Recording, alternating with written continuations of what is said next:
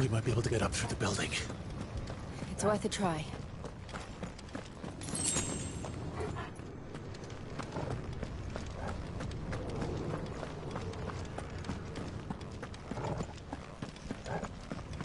Quiet.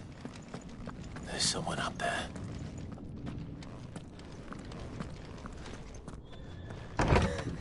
Is someone there? Mother. It's you. What happened here? He tried to take him from me. Oh, my boy. My darling boy. Is this the child you made with the Emperor? Why, Mother? Why did you betray us all? You have no right!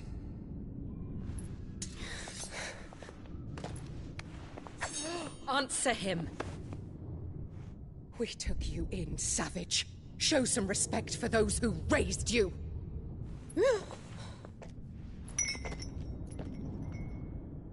Honorable Elwyn, always thinking of his precious homeland.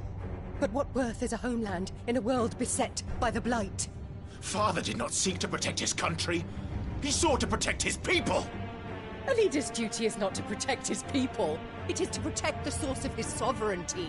The noble blood that runs in his family's veins. So long as this bloodline remains unbroken, what does it matter if a nation falls? One can always found another. Unlike him, I did my duty. I preserved my line. I bore a son of the noblest blood, to whom the whole world might kneel. That is why I gave Rosaria to Sambrek, that I might join my line with the Lesages and birth a savior of this benighted land, blessed by both Bahamut and the Phoenix! You sold your country for a child. Why did he need another? You had Joshua. I had nothing. You were always your father's son, so very strong and bold and daring, and yet you failed to awaken. Would that Joshua had been granted 1/10 of your strength? Oh! How the nobles laughed that Elwyn's firstborn was surely the son of a concubine, and my own, not long for this world. The shame of it! The shame of being slandered by one's inferiors! How could you ever know how that feels? It should have been you! Why didn't the Phoenix choose you? Joshua's every waking moment was spent trying to shoulder the burden that you and the Phoenix and the Duchy foisted on him. That's why I became his shield. To help bear the weight. But what did you do? You betrayed your own blood and surrendered your son to his fate! Joshua, my darling boy. I never meant to hurt him. The soldiers' orders were clear. He was to be spared. Why did you survive when the only one I truly cared for died? What? Have you not looked out of the window? Joshua is here! The Phoenix lives on! He's battling Bahamut as we speak!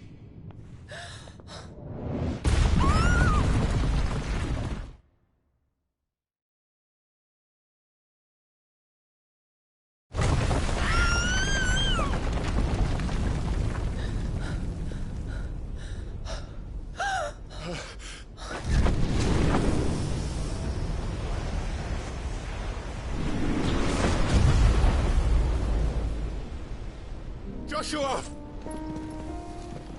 Wake up!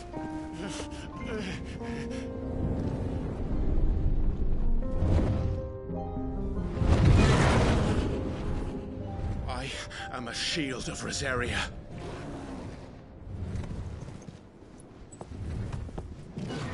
And I will do my duty.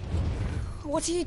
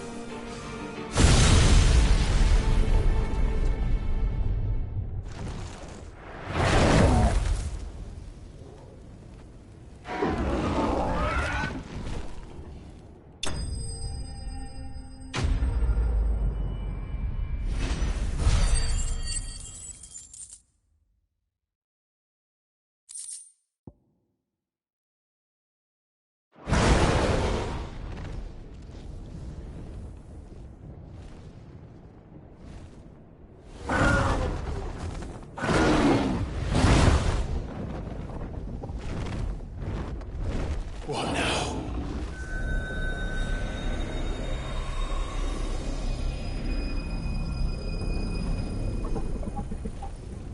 This is drinking the ether. We have to stop him.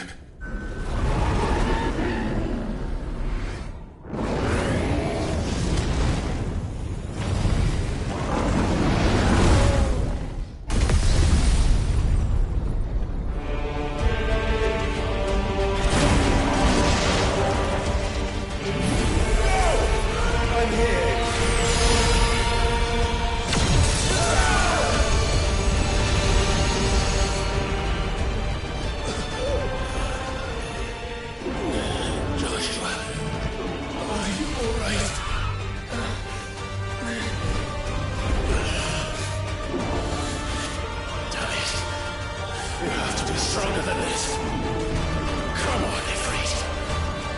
Show us your true power.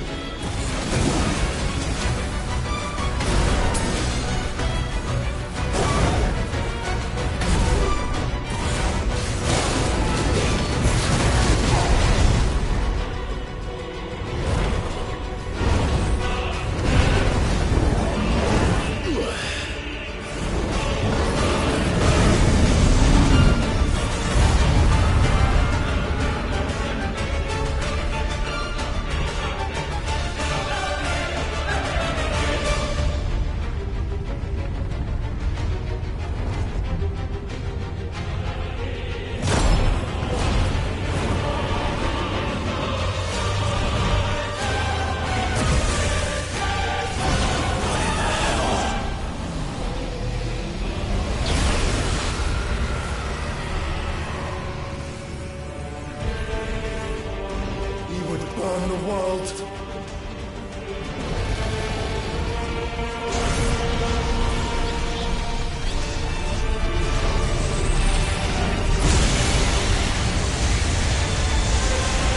Not today. Come on, Joshua!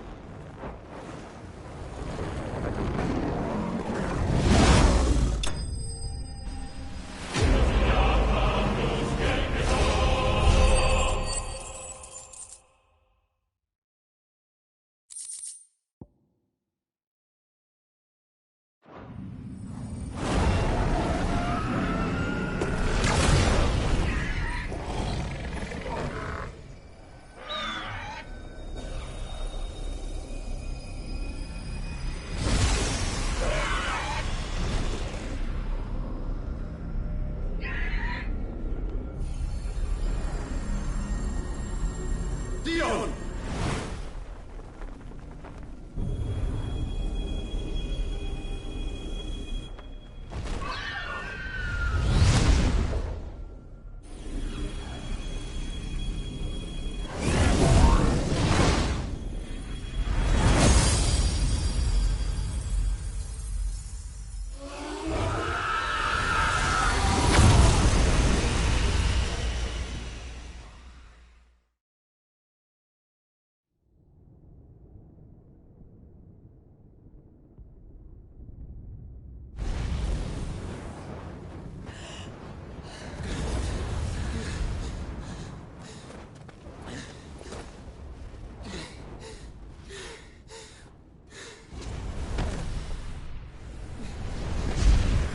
Joshua!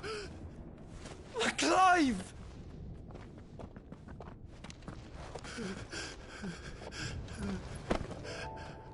My brother. I'm sorry. I'm so sorry. You're alive. We both are. Nothing else matters.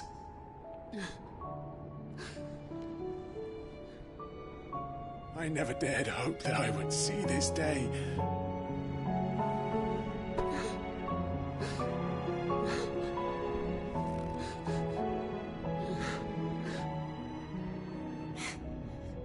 Reunited at last. Jill.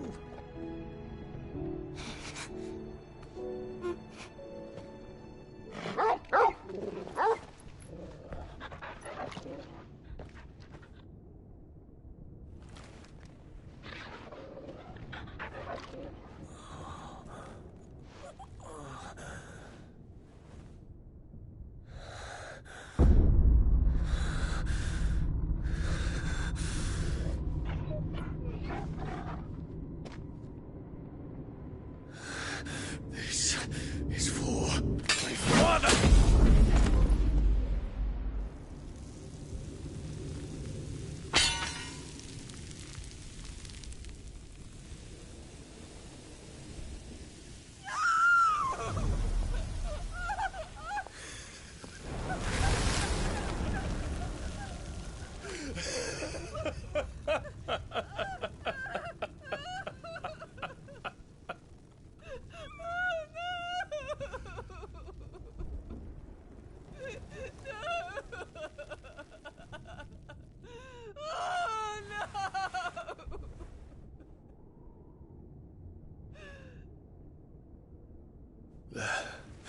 It is done. The demon that would tear our house apart is no more. Father.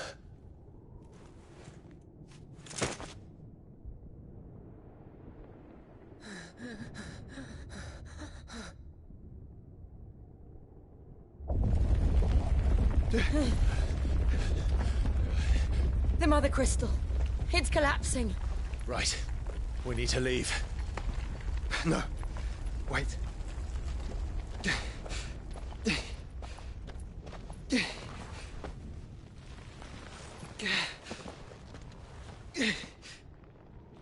I owe him a debt. Fine.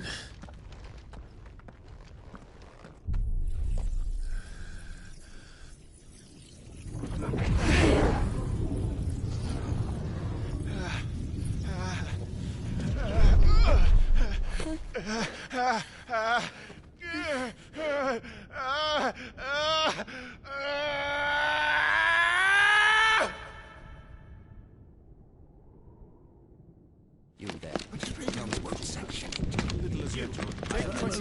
Don't reinforce the walls. Situation. Report, Captain. Can nothing be done to call them off? I regret not, Your Radiance. The Dragoons answer to none but His Imperial Highness. The Council is powerless to intervene. We're hearing reports of rebel Madness is this, Dion. throughout the neighboring districts. Focus all efforts on extinguishing the fires around the capital. The city can wait. Don't dally, man! Go! Your Radiance. And I want you to find out Make sure the doors are locked. next move. By the light! Dion. Have you taken leave of your senses?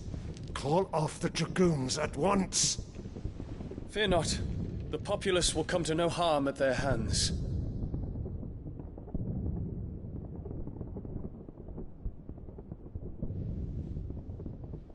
I am here to save you, Father. Save me? A creeping darkness hides in the heart of Sanbreque. It stems from your wife, the traitorous Annabella.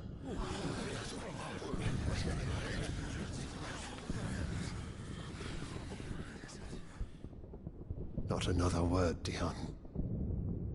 Father, though you may not see it, the darkness has taken hold of you.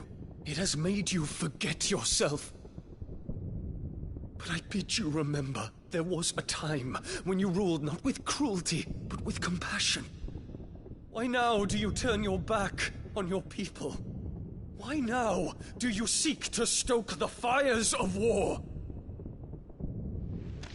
You too have borne witness to this change, Your Eminences.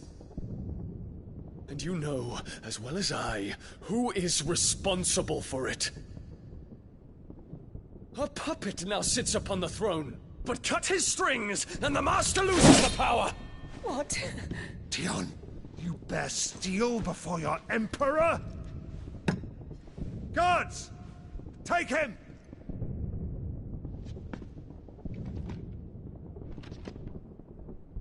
For every citizen who falls, another can be bred. For every home that burns, another can be built. Those were your words. But when the last of your citizens has fallen, and all of their homes have been reduced to ash, what will become of your empire, of its rulers, of your god? As the Mothercrystals crumble one by one, and the Blight sweeps in to claim all that we hold dear, our people look to their Emperor for protection. Yet he labors not to secure their futures, but to seize what is left of the twins for himself! Even if it should come at the cost of everything his loyal citizens have labored to build! Dion, you must understand. A small price to pay, is it not? You've been blessed with great power, Dion. Enough to win me the world. So go, claim Valisthea for me, brother.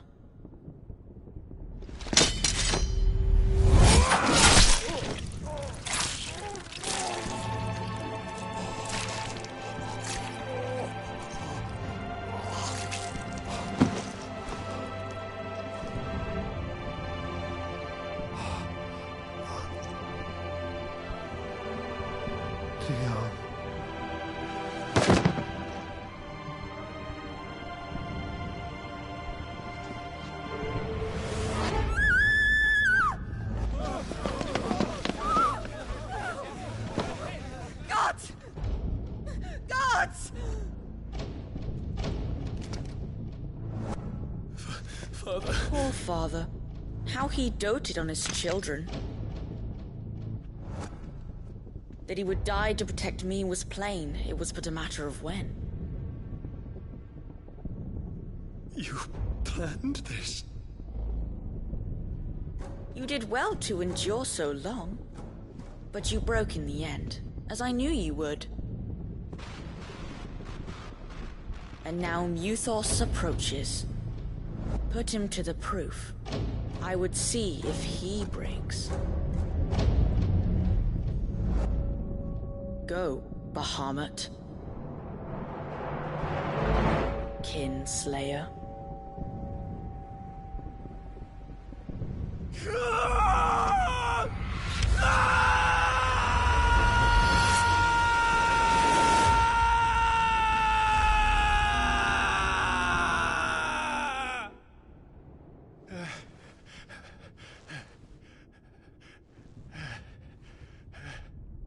Not again.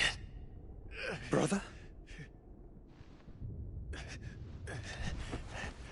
It's a long story.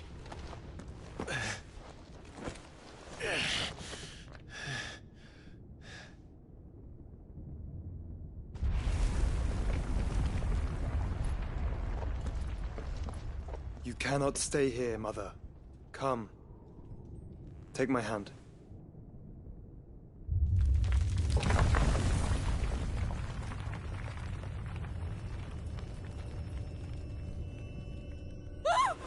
Get away from me! This is all just a dream, just a bad dream! You will not take me, Shadow! You will not take me!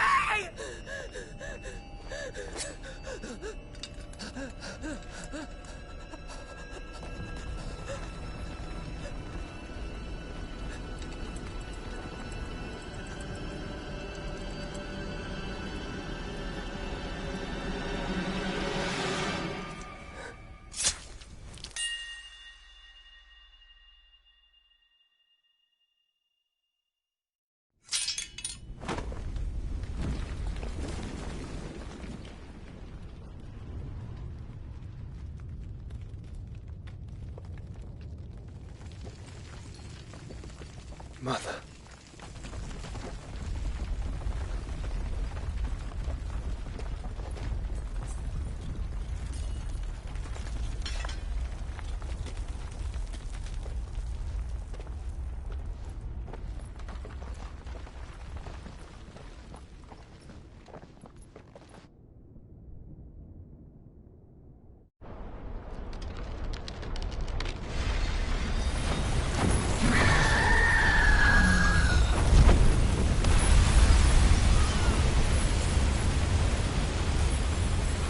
If it is consciousness that weaves your wills together, consciousness that blurs the boundary between your own will and that of others, then we shall set you apart once more. The ties that bind you shall be severed, and humanity return to its proper place.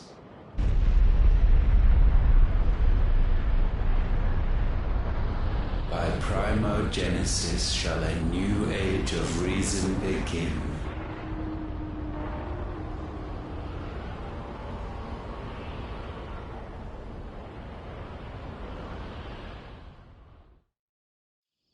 Relax, Your Majesty.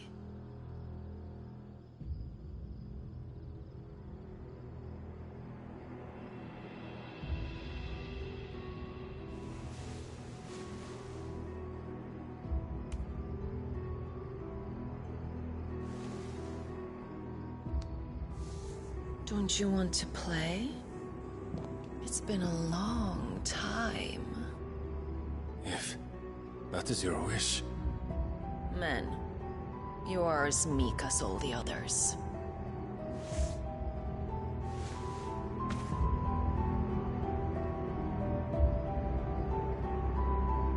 Such feeble creatures.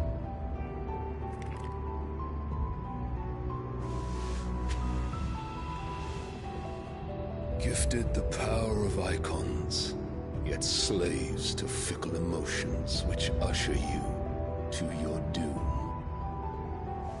And so you bind your fragile wills with strands of consciousness.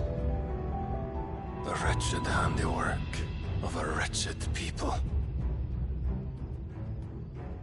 The sons of fire were united at last, and for but a moment their flame burned bright. Soon Muthos shall become our perfect vessel. And then shall the world be remade. Not before the bonds are severed, of trust, of respect, of love. Only when every strand of consciousness is cut away, may Muthos return to our side. By primogenesis shall all be undone. Mankind shall be rid of his wretchedness, and Muthos of his will. But while he yet clings to it, he has the power to forge bonds anew. And so we bid you, find Muthos, and sever every one. To destroy that which has no physical form, you ask the impossible. There is nothing your black blade cannot cut, Odin. We shall unite with Muthos, and bring forth a new world. So long as our vessel remains unclaimed by humanity. It shall be done, Master. My will is yours.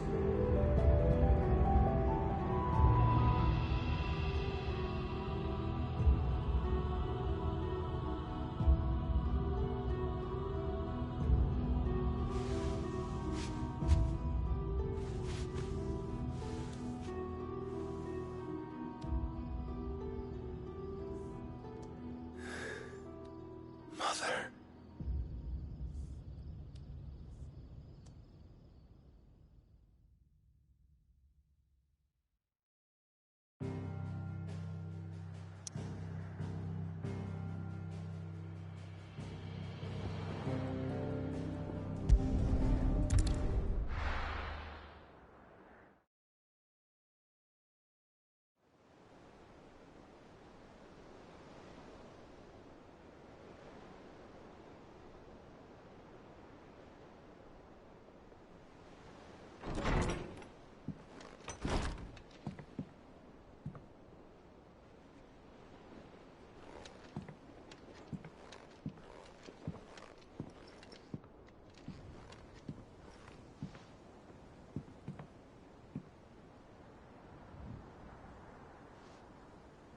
How is your brother?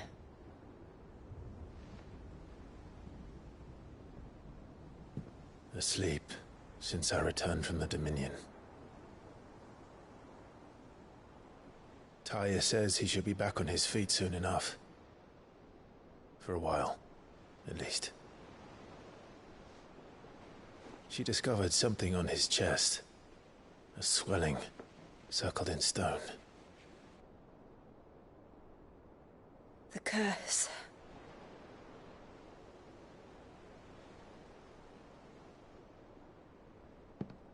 For every mountain we climb, another rises up to greet us, doesn't it? It's never ending.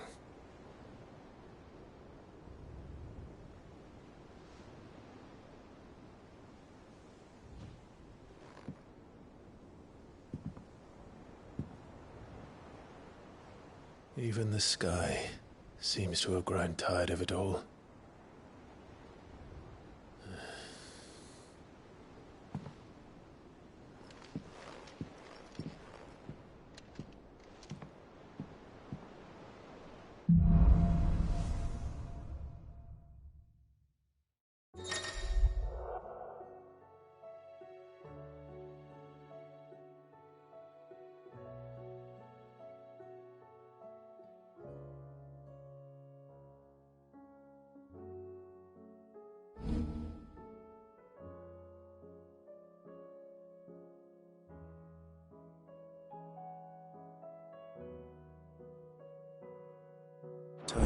If I disturb Joshua, while he rests, I might as well see what Otto has to say.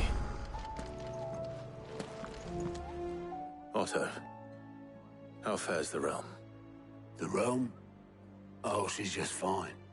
As long as you look past the fat storms out Mothercrystals and her skies are a roiling cesspit. And Gav? He's with your uncle in the Free Cities, helping Mid with her project. Sent an owl their way the moment the winds turned foul. Still waiting on a reply, though. Do you have any good news? Well, that depends on your definition of good.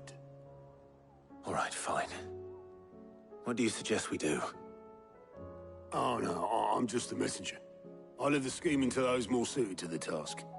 Could be that Lady Vivian and Old Tomes have their own thoughts on the current state of things. Could be that they don't. It certainly can't hurt to ask. I suppose not.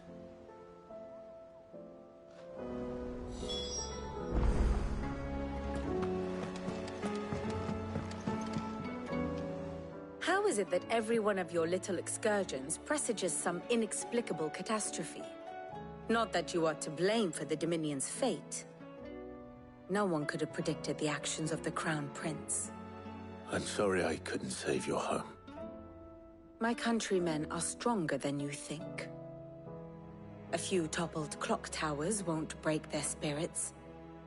They'll be back on their feet in no time. I hope so. Look at us. Bluer than a pair of bog crabs. Tempting though it may be, sulking will not help us find a solution to this mess. You believe there's one to be found? I don't know. But I am certain we're more likely to find it if we first examine the facts.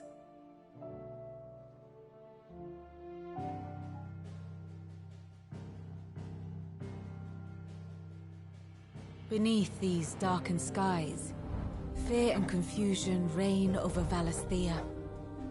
Oh, the lands around the fallen Mothercrystals had already begun to wilt for want of aether. But not like this.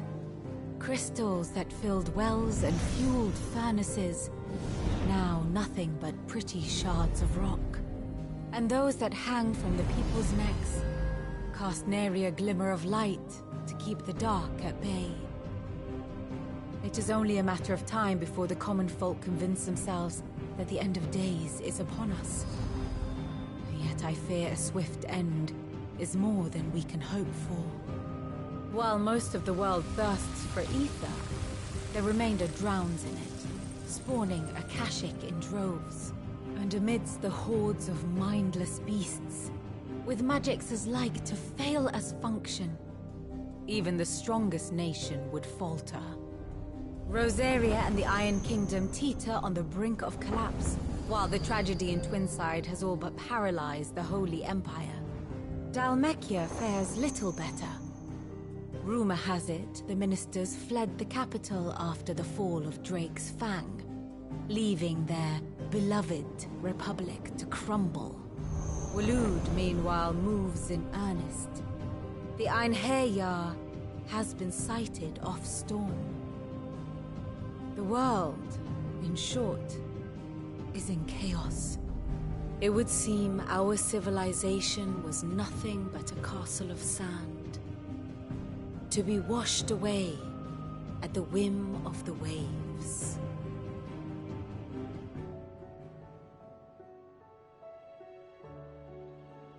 A castle of sand.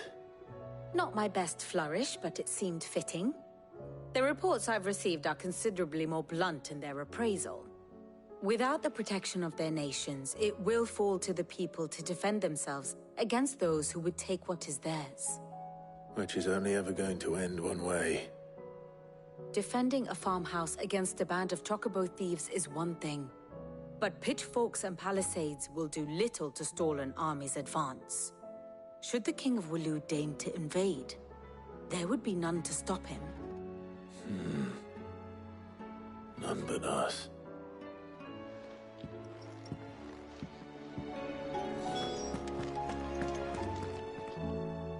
Let me guess.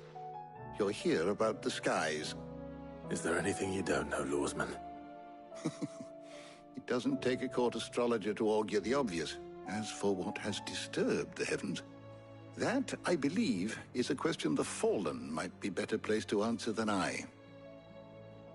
And on the 6th day did the gods tear the sun from the firmament, visiting darkness upon their prideful sons and daughters. But I dare say you remember your childhood lessons on the sins of Zemeckis only too well.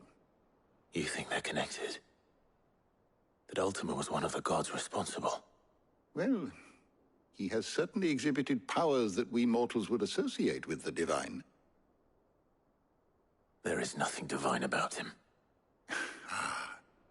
But he wouldn't be the first god of whom that could be said, now would he? Yet for all the fairy tales that tell of the sins, there is almost nothing in the way of actual historical accounts. Had I the Journal of Moss the Chronicler, I may have been able to tell you more, but alas, I fear all remaining copies have been lost to time. You will forgive me, I hope? Certainly not. Because there is nothing to forgive. Even without this journal, you've provided us ample wisdom. And we will always be grateful for it. Perhaps Otto will be more inclined to share his thoughts when he hears what the others had to say.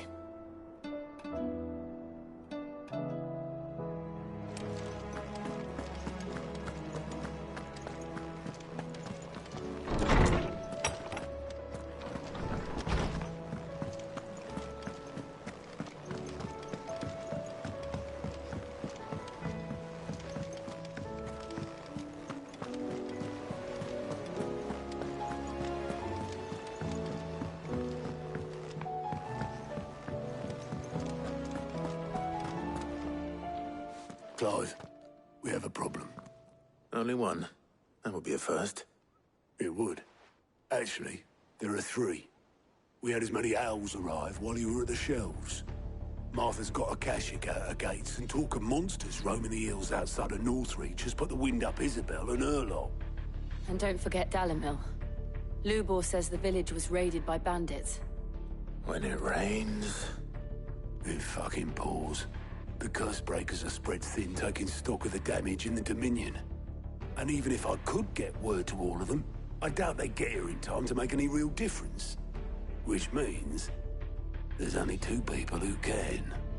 Jill and I. Let them know we're on our way.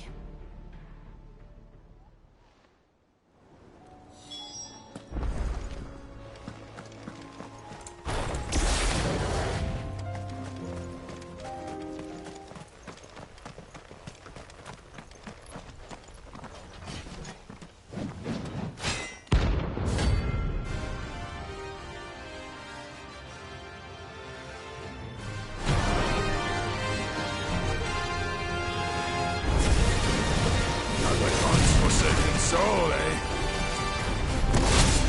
Only those who have nothing. Show him to your pockets.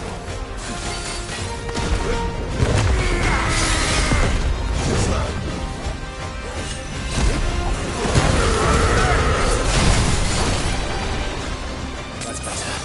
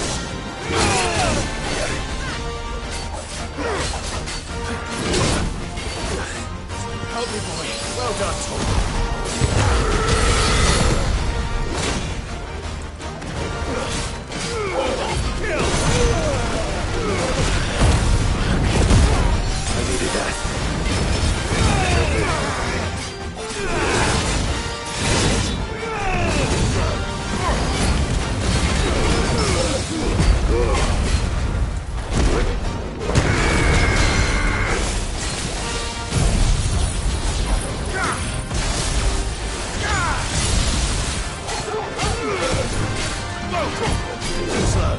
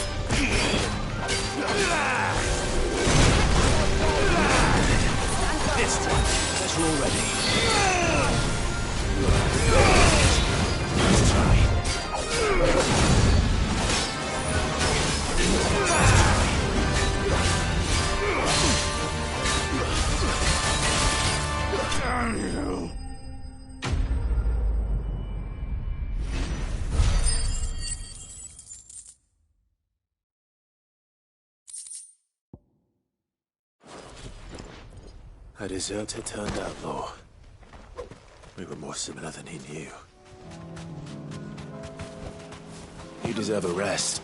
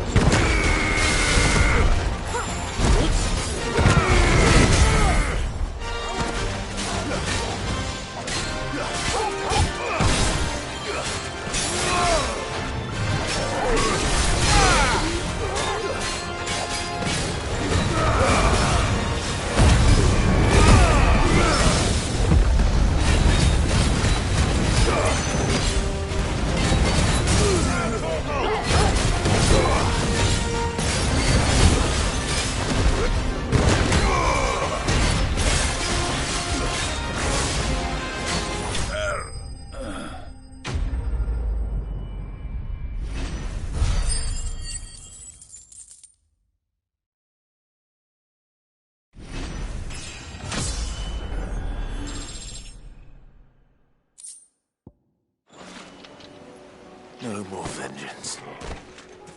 No more war. Sid, your new companion appears much more formidable than your uncle. Should I be worried?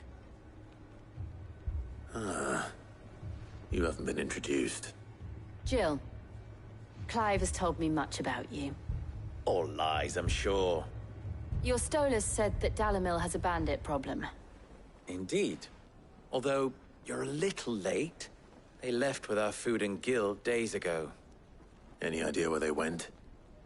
The desert's a big place. Your guess is as good as mine. But the fact is, I have more immediate concerns. What did you say to me? What did you say? Ah, as if by magic. Let's just say we've yet to reach a consensus about how to solve Dalimil's little problem. And at this rate, it won't be the actions of the bandits which prove to be our undoing. It will be our own. Now, I've tried reasoning with the dissenting parties, but even the Desert Hare has limits. Perhaps we could talk to them. What makes you think they'll listen to us? What makes you think they won't? She makes a fair point, Sid. And you won't have wasted much of your precious time if you fail. They're just across the courtyard.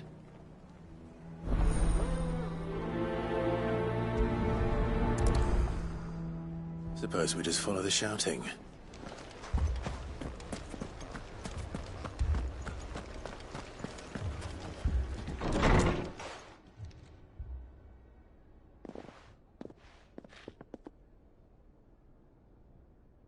You wouldn't talk like that if it had been your men whose throats were slit. Blood for blood, it's the only way. We hire mercenaries and have them mount the bandits' heads on our walls as a lesson to the rest. And what happens when those mercenaries are slaughtered like your men? Are you going to hire more? We're better off using that coin to buy food and supplies. If we hire mercenaries, the only thing we're buying is the bandits' ire. And you cannot fill empty bellies with that. Do you hear me? But what happens when they come back? Maybe it'll be your throat that's slit. That's enough. Both of you. Any more of this and I'll throw you out myself. Come back when you're ready to talk like adults.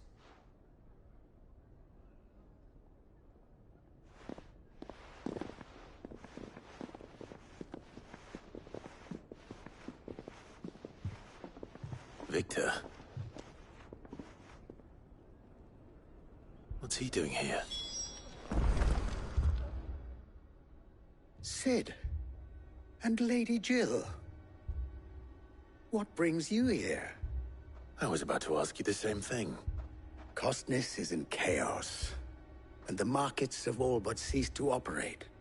The Briar's Kiss here in Dalimil is the only place I can reliably obtain supplies. I was here to do just that when Master Lubor told me of his troubles.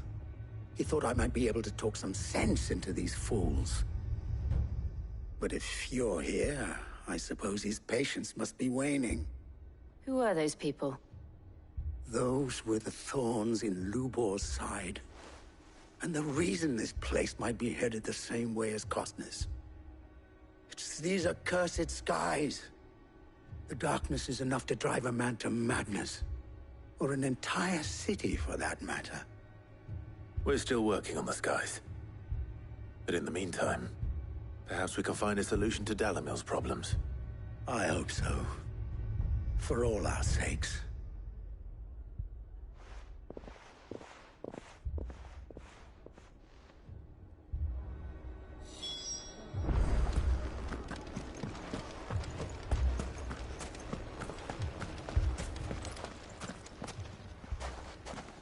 So, you see my predicament? What I saw was a room full of people who were angry and afraid. And with good reason by the sound of it.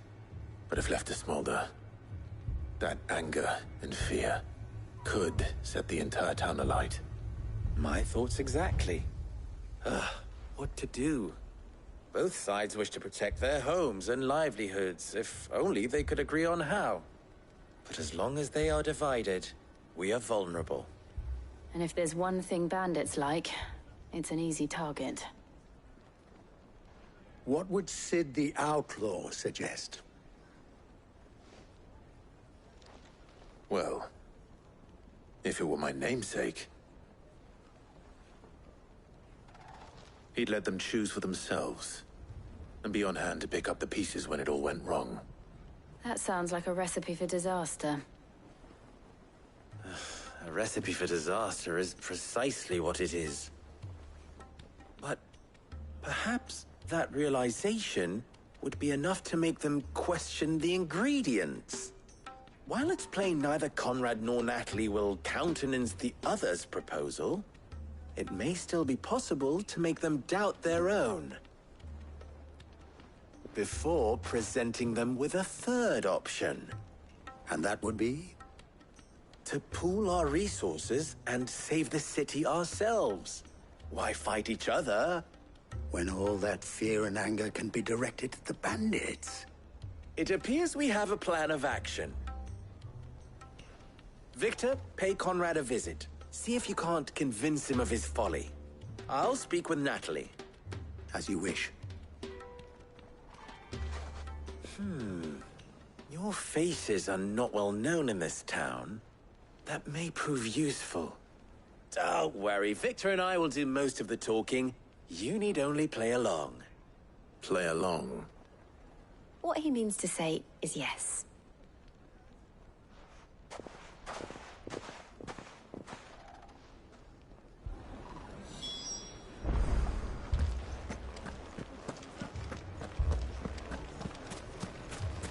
Picture it, Conrad.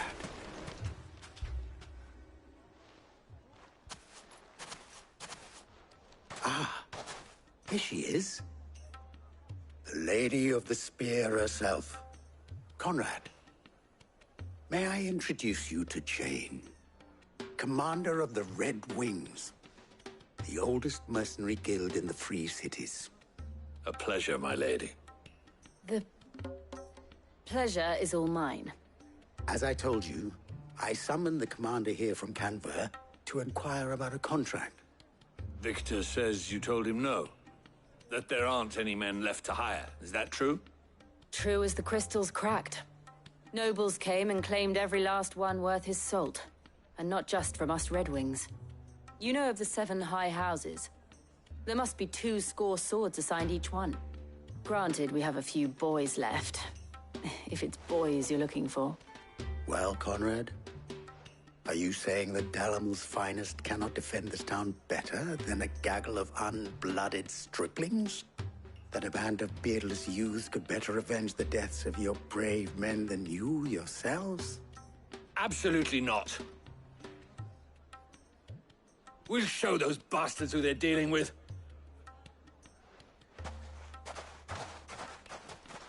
I can't believe that actually worked. Conrad's not what you called the brightest candle in the crypt. And there's a reason why I had you do the talking and not Sid. Well played, my lady.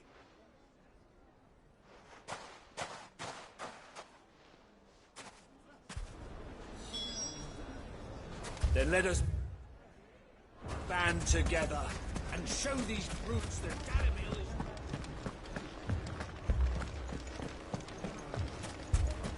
My shop. If I had my pickaxe, I would... I mean, it may still be possible to buy something. Ah, here he is now.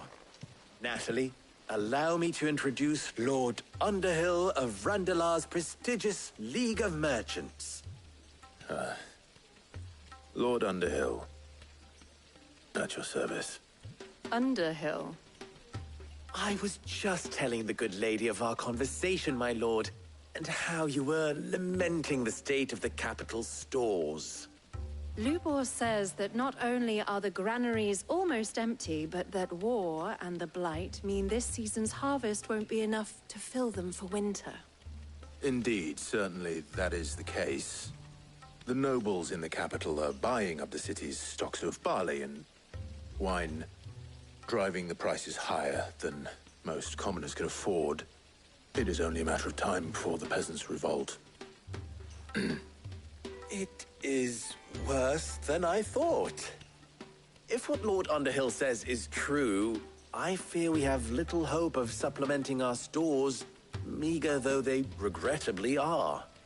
And while I applaud your endeavors to dissuade our more bellicose citizens from seeking vengeance, I sense Conrad is not wrong in his assessment of the bandits' likely return. Which means that now, more than ever, we will need to secure what little we still have. Food, weapons, herbs, everything. If our humble town is to endure not only this hardship, but those that are certain to follow, we must stand united. All right. If it will help to protect my home, I'll do it. But you needn't have gone through this charade.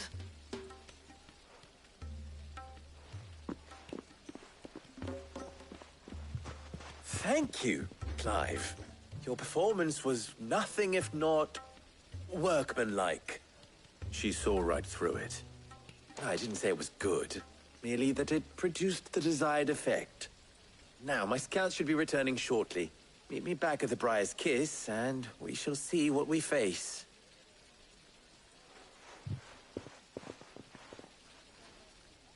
I'm not convinced our roles in this ruse were entirely necessary. I don't know. Conrad seemed quite taken with you. Mummy, I'm scared. Oh, I'm ruined. Good news, Sid. Both Conrad and Natalie have somewhat gracefully accepted their new roles. With time, they may even learn to. Time no longer appears to be the luxury it was before lunch. I take it your scouts found the bandits. Technically, it would be the bandits who found my scouts. It appears they march for Dalimil as we speak. All of them. You're not serious. They don't just want food, they want the whole damn town.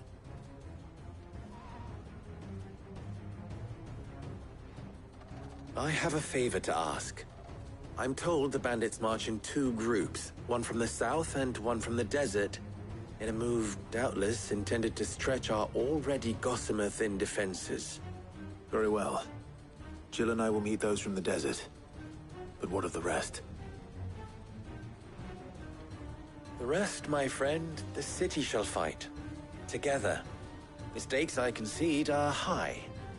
But if this does not unite Dalimil, nothing will. That is a lot of faith to put into those who had their hands around each other's throats but a moment ago. Then it will be for us to see that their hands are kept occupied. And I do mean us. I thought you might say that. We'll hold them off for as long as we can. And we will do the same.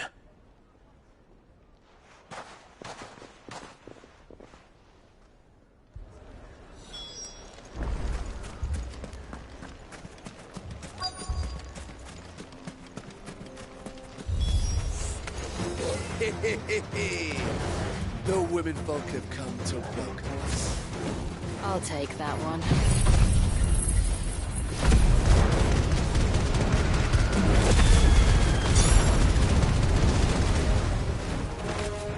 It's all yours. It's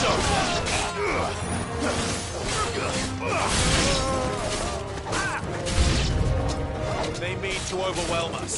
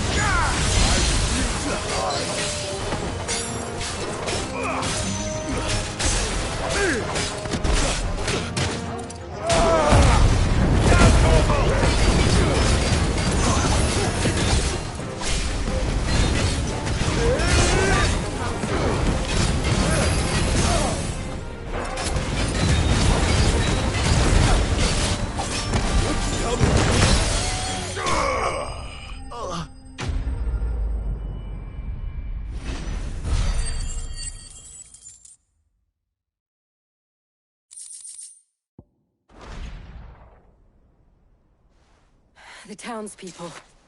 Could they have held out? I don't hear any fighting. What do you think? That we should hurry.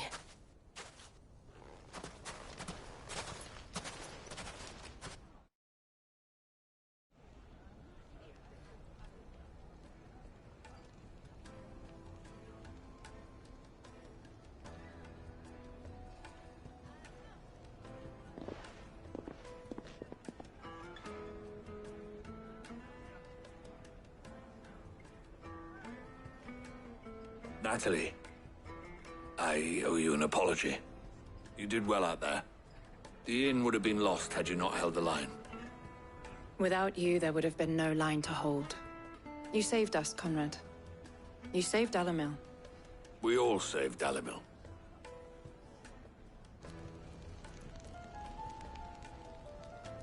Conrad seems to have had a change of heart.